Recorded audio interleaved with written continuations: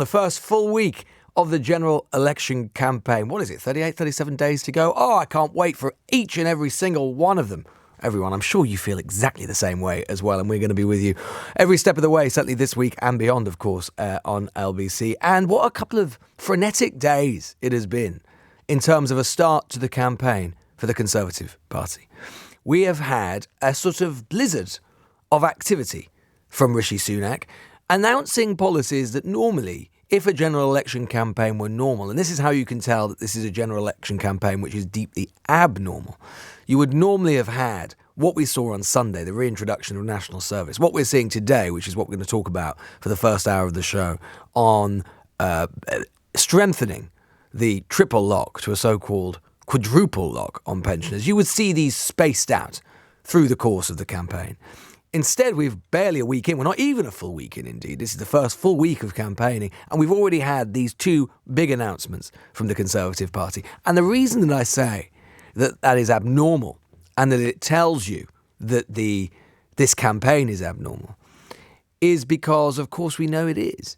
Because this is the first time that I can think of that a Prime Minister with some time, a not insubstantial length of time on his mandate still to run, his party's mandate still to run, 6-7 months or so, has chosen to go to you to put himself and his party before your judgment and go to the country much earlier than he needed to do when he was 20 points behind in the polls. Prime Ministers don't normally do that. I've been saying all year that I thought it would be in November or December for precisely that reason. Sunak has done something deeply weird, perhaps not for the first time, but deeply weird in the history of British politics. In a way, the reasons as to why he has done so are moot now or irrelevant now. He's done so, and here we all are.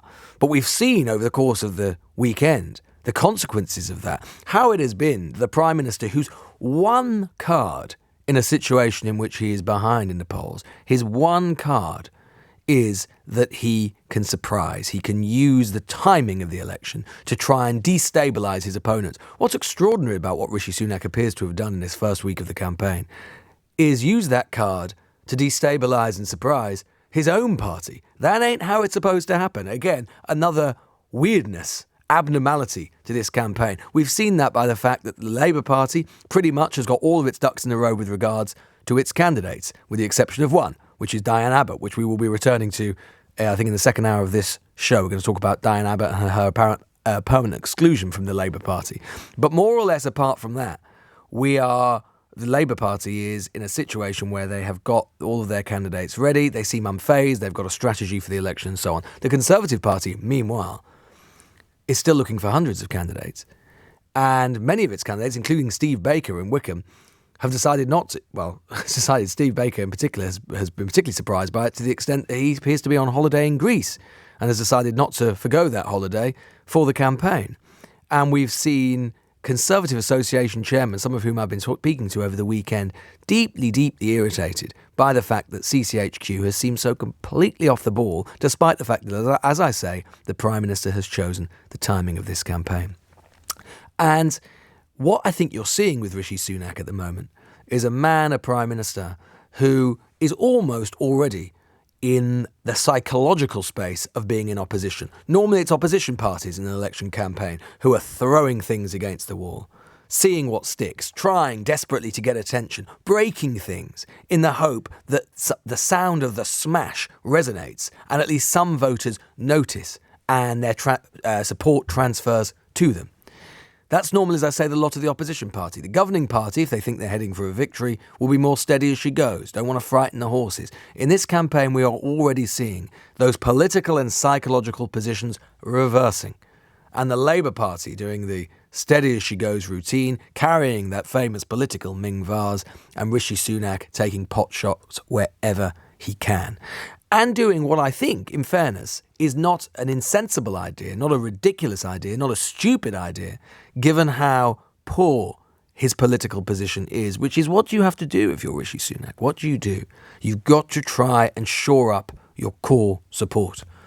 And if you can't do that, maybe you don't think you can win, but you can minimise the damage. You can try and ensure that you've got 250 seats, which will put the Conservative Party in a position where at least it is still a credible political force and where Sunak can at least go off into the potentially Californian sunset, he denies this, but potentially Californian sunset with his head held high. That is, I think, where we are at the start of this first week of the election campaign. But if we're just going to take it on policy, I have to say it really does sum up one of the worst elements of the last 10 years, which is a rise of generational politics. And to be quite frank, at times the Conservative Party almost acting as a kind of pressure group, interest group for older voters at the expense of the young. We saw what happened over the course of the weekend with National Service. And I did put it to the Home Secretary on Sunday with Lewis Goodall, my show, you'll probably be able to tell from the name, not just moonlighting as I am at the moment. I asked James cleverly why it is that the Conservative Party so often seems to dislike young people, or at the very least, that it doesn't hold them uppermost in their mind. You consider the fact that, they've tripled tuition fees. We haven't built anywhere near enough housing, which affects young people most of all. The pandemic education recovery plan wasn't paid for. And now we're in a position where the government is proposing to literally take an 18-year-old adult's freedom of choice away by mandating them doing compulsory national service, compulsory volunteering, if there can possibly be such a thing. And now we have this latest proposal, this latest wheeze, which is the Conservatives have promised to raise the tax-free pension allowance via a triple lock plus if they win the general election. Under the plans, the personal allowance for pensioners will increase at least 2.5%, or in line with the highest of earnings or inflation. Rishi Sunak has said the scheme shows that we're on the side of pensioners. The Tories say we'll save them £275 by 2030. Just to remind you what the triple lock is, at the moment the state pension always rises in line, whichever is the highest. Average earnings, wages, or 2.5%. That meant that in April, the state pension rose by 8.5%, which is higher, you will notice, than the average rise in wages. It is not to say, of course, that all pensioners are sitting with pots of gold all around them. Far from it. Pensioner poverty still exists, and it's still a problem. And there are many pensioners who do not own their own homes, who live week to week, month to month. The state pension, UK state pension, is not generous by our contemporaries, by European standards in many ways. But nonetheless, what you can absolutely say is if there has been one group which has generally been insulated, protected from the worst excesses of year after year of austerity, of difficult times, of contracting living standards, which we've all been going through over the last 15 years or so, it is pensioners. And here we have another example of how politics and economics intersect.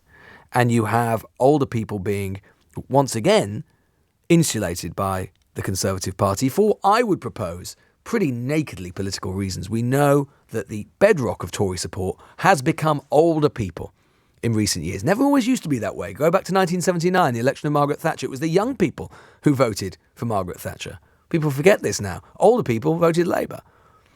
So there has been this transition, this transformation over time to the point now where the Tory party, in some cases, I think for 1824s, they're polling in the single digits. I mean, over the long term, it could be an extinction level event for the Conservative Party.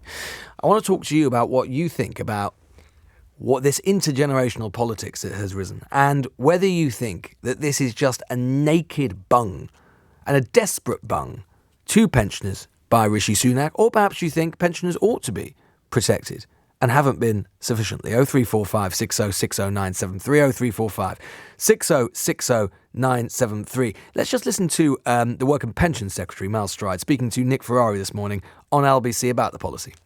With the triple lock plus, we're going still further, and that means we're also going to uprate something called the personal allowance, which is the amount of income that you can earn without paying any income tax. We're going to be putting that up in line with that triple lock year on year throughout the next Parliament, and that means no taxes for pensioners on the basic pension, and in fact for pensioners overall it will mean hundreds of pounds of tax cuts. Now, what the Labour Party have said, they've dismissed this. They say that it's desperate, and what they mean by that is they won't be doing anything, which means that by 2027 millions of pensioners under a Labour government will be dragged into paying income tax, not just with the costs but also all the paperwork, Nick, all that red tape that people hate filling in is going to arrive under a Labour government. That was the Work and Pensions Secretary Mal Stride speaking to Nick Ferrari this morning, wanting to debunk the idea that it was a bung, and also having to try and get across, or at least sort of explain why it is that how can it really be a tax cut when basically it's cancelling something that the Conservatives themselves were planning and were going to introduce. But anyway, that's politics.